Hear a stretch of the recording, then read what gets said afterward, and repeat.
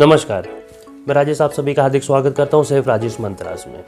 दोस्तों, एक कमेंट किसी स्टूडेंट ने किया था कि भाई सर मुझे होटल मैनेजमेंट का कोर्स मैं कर रहा हूं और F&B सर्विस डिपार्टमेंट ज्वाइन करना चाहता हूं।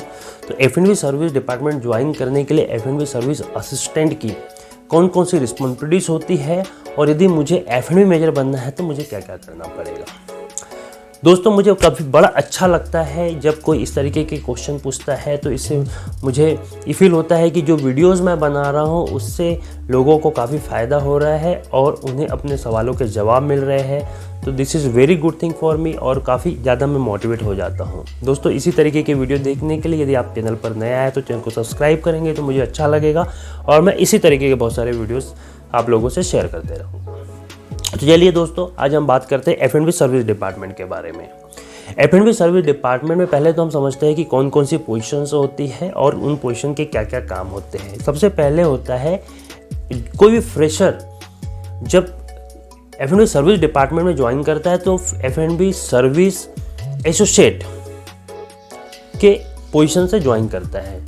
पहले वो F&B service associate position join करेगा, फिर F&B सीनियर F&B एसोसिएट बनेगा, उसके बाद में F&B सुपरवाइजर बनेगा, F&B एग्जीक्यूटिव्स के बाद में F&B असिस्टेंट F&B मैनेजर बनेगा।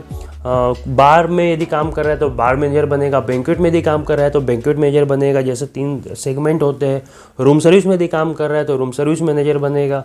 उसके बाद में असिस्टेंट F&B मैनेजर बनेगा और फिर लास्ट में बनेगा F&B मैनेजर। F&B मैनेजर की क्या रिस्पॉन्सिबिलिटी होती है कि ओवरऑल जो किचन वाले F&B जो फूड प्रोडक्ट करते हैं, फूड प्रोडक्शन डिपार्टमेंट में जो खाना प्रिपेयर करते हैं, उस फूड को ले जाकर वो गेस्ट को सर्विस करते हैं, वो F&B डिपार्टमेंट का काम होता है। अब हम बात करते हैं, पहला क्वेश्चन तो ये था बच्चे का कि भाई सर F&B सर्विस डिपार्टमेंट में जो F&B एसोसिएट काम करता है उसकी कौन कौन सी रिस्पॉन्सिबिलिटी होती है। देखिए बेटा, क्या होता है जब होटल इंडस्ट्री में या F&B सर्विस डिपार्टमेंट में कोई भी बच्चा ज्वाइन करता है तो उसका काम है कि सबसे पहले तो वो जाएगा, उसको लर्न करना पड़ेगा सर्विस किस तरीके से होती है। He has to serve food. आपको जो खाना किचन डिपार्टमेंट में बनता है उस खाने को गेस्ट को सर्व करना सीखना पड़ेगा। सर्विस के बहुत सारे जो एटिकेट्स है, जो बहुत सारे जो SOPs है, वो हम फिर कभी किसी वीडियोस में मैं आप लोगों से शेयर करूंगा।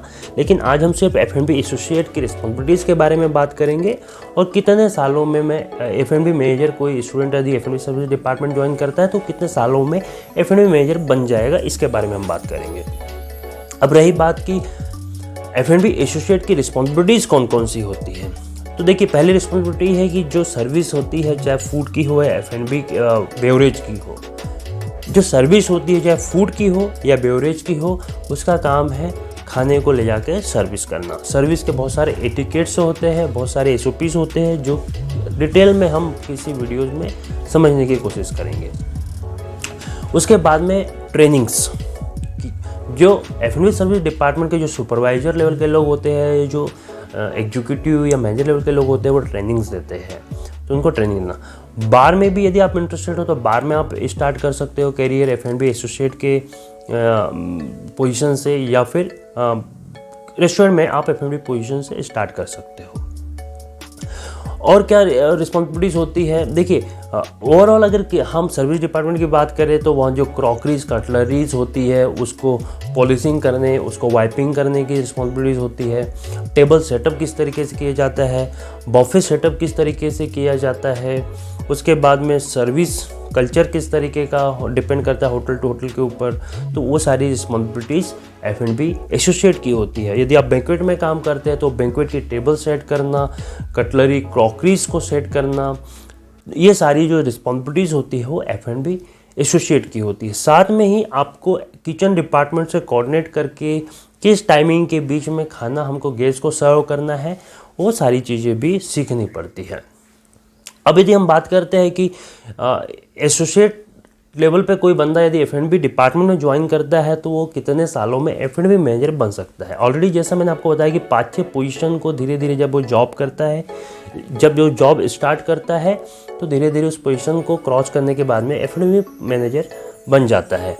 इस बीच में जैसा एक अच्छा F&B मैनेजर बनने के लिए मिनिमम जो रिक्वायरमेंट होती है वो मिनिमम 10 साल से 15 साल की होती है। लेकिन हाँ, एक दूसरा रास्ता भी है। दूसरा रास्ता ये है कि यदि आप होटल मैनेजमेंट का कोर्स कंप्लीट करने के बाद में मैनेजमेंट ट्रेनिंग प्रोग्राम या फिर ताज का, जैसे ताज TMTP प्रोग्राम होता है, ओबरॉय का OCLD प्रोग्राम होता है, या किसी भी होटल का जो मैनेजमेंट ट्रेनिंग प्रोग्राम होता है, यदि वो आप अटेंड करते हो, उसमें अगर आपका एनरोलमेंट हो जाता है तो 2 साल में आप असिस्टेंट मैनेजर के लेवल पे पहुंच जाते हैं। कोर्स कंप्लीट करने के बाद में 2 साल का जो मैनेजमेंट ट्रेनिंग प्रोग्राम होता है, उसको कंप्लीट करने के बाद में आप असिस्टेंट मैनेजर लेवल पे डायरेक्ट आप ज्वाइन कर लेते हो। उसके बाद में 3-4 साल काम करने के बाद में आप F&B मैनेजर बन जाते हो। तो एक तो वो रास्ता होता है। और देखिए, जैसा मैंने आपको बताया, दोनों रास्ते सही हैं। सबसे पहले तो आप समझिए कि F&B मैनेजर की कौन कौन सी रिस्पॉन्सिबिलिटीज़ होती है, उस रिस्पॉन्सिबिलिटीज़ को हम समझना पड़ेगा और उसके हिसाब से हमें अपने उस पोजीशन पे जाने के लिए हमें अपना पूरा समय देना पड़ेगा। दोनों ही चीज़ों में बहुत मेहनत करनी पड़ती है, लॉन्ग आवर्स ड्यूटी करनी पड़ती है, गेस्ट से मिलना पड़ता है, गेस्ट की कंप्लेंट हैंडलिंग करनी पड़ती है, किचन के साथ में दूसरे डिपार्टमेंट के साथ में कोऑर्डिनेट करना पड़ता है, बैंक्वेट के साथ कोऑर्डिनेट करना पड़ता है। बिजनेस सेंस बहुत ज़्यादा इंपॉर्टेंट है F&B मैनेजर के लिए।